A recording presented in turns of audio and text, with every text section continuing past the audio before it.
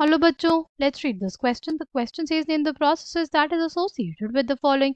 First, a dry ice is kept at room temperature at 1 atmospheric pressure. Second, a milk is churned to separate cream from it. Third, a potassium permanganate crystal is in a beaker and water is poured into the beaker with stirring. Right? Option A है हमारे पास sublimation, centrifugation, dissolution and diffusion. Option B है हमारे पास sedimentation, evaporation, diffusion. Option C है centrifugation, sedimentation and diffusion and sublimation. D है distillation, centrifugation, evaporation and sedimentation. Right. The key concept for this question is methods of separation of mixture. Methods of separation of mixture. Right. अगर हम लोग बात करते हैं methods of separation of mixture की, सबसे पहले बोला है ड्राई आइस. ड्राई आइस क्या होता है? Dry ice is basically solid carbon dioxide. जो हम लोग के पास कार्बन डाइऑक्साइड होती है उसको सॉलिडिफाई किया जाता है, तो उसको क्या बोलते हैं हम लोग? उसी को बोलते हैं dry ice. Simply dry ice को अगर अगर एटमॉस्फेयर में रख देंगे तो क्या होगा? वो वेपर बनाने लग जाएगा. देखो इस इमेज में ये ड्राई आइस रखी हुई है, चारों तरफ क्या वेपर्स बनने लगा है. वो किस वजह से हुआ?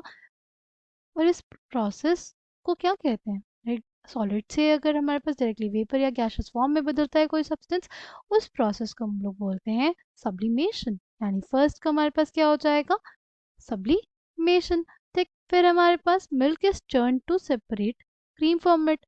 मिल्क है, राइट. आपने अपने घरों में भी देखा होगा मिल्क को जो है वो चर्न किया जाता है. ठीक है. मिल्क को चर्न अगर करेंगे तो क्या होता है हमारे पास? तो हमारे पास ऐसे हमें बटर देखने को मिलता है. राइट. तो जो मिल्क की चर्निंग होती है, वो कौन सा प्रोसेस इन्वॉल्व होता है? वो होता है सेंट्रीफ्यूगेशन. कौन सा प्रोसेस? सेंट्रीफ्यूगेशन. और जो सेंट्रीफ्यूगेशन प्रोसेस है वो किस चीज़ पे बेस्ड है? वो इस चीज़ पे, वो इस प्रिंसिपल पे बेस्ड है कि जो हमारे पास डेंसर पार्टिकल्स होंगे वो क्या हो जाएंगे? वो सेटल डाउन हो जाएंगे.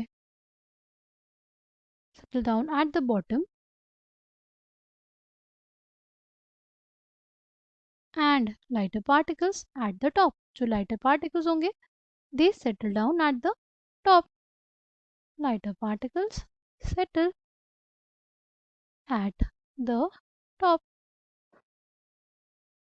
अगर हम लोग बात करते हैं नेक्स्ट पोटाशियम पर मैग्नेट की, तो अगर पोटाशियम पर मैग्नेट के क्रिस्टल को पानी में डाला जाए या हमारे पास पोटाशियम पर मैग्नेट का क्रिस्टल उसमें हम लोग पानी डालें तो क्या होगा? वो मिक्स होने लग जाएगा. राइट. उसका क्या होगा? डिफ्यूजन होगा. राइट. वो डिजोल्व होने लग जाएगा पानी में. राइट. हमारे पास एक वायलेट कलर का सॉल्यूशन आ जाएगा. ठीक. तो फर्स्ट हमारे पास हो जाएगा सब्लिमेशन. सेकेंड, मिल्क को जॉइन किया जाता है तो क्रीम निकलता है due to the process of centrifugation. Third हमारे पास है कि पोटेशियम पर मैग्नेट क्रिस्टल किस में? एक बीकर में है, उसमें वाटर डाल रहे हैं. ठीक. और फिर हम लोग क्या स्टर कर रहे हैं, तो क्या होगा उसमें? Dissolution and diffusion. तो पहले हम लोग ये समझते हैं कि डिसोल्यूशन और डिफ्यूजन क्या होता है. डिसोल्यूशन क्या होता है? Dissolution is a process where a solute in a gaseous, liquid और सॉलिड फेज डिसॉल्व होता है किस में? किसी एक पर्टिकुलर सॉल्वेंट में. अगर बात करते हैं हम लोग डिफ्यूजन की, तो हमारे पास ये है कि डिफ्यूजन क्या होता है. Diffusion is basically the process by which molecules move through a substance, right, because of their random motion or collision between the particles. Okay, the correct answer for this question will be option A.